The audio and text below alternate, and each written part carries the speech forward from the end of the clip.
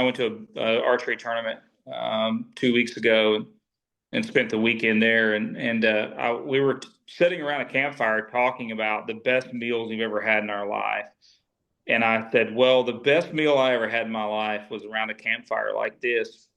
I had banged up my knee really bad. I played college basketball, so I've had a bunch of knee surgeries. The two guys I was hunting with, we were making some pretty hard climbs to get up to where the elk were, and I couldn't make the climb that day.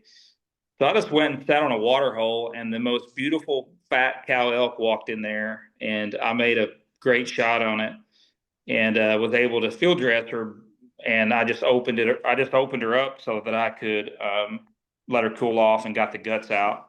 But I took the internal fillets, which on an elk are 8 inches, those internal tenderloins, took them back to camp and was cooking it on an open fire. And the guys were coming off the mountain. I could see their headlamp coming off the mountain.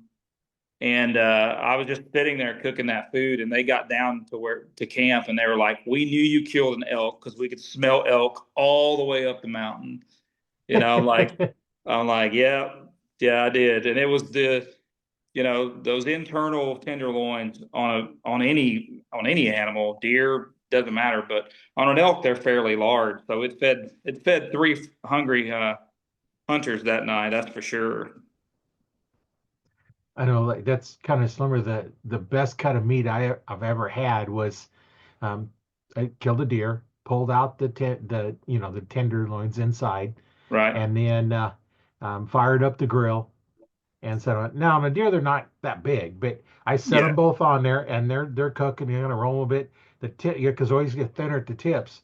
So I right. take my knife and my fork and I cut it off, and I'm eating the tips. I'm eating it in from the outside in as it's getting ready. It's like, oh man, that was just so good.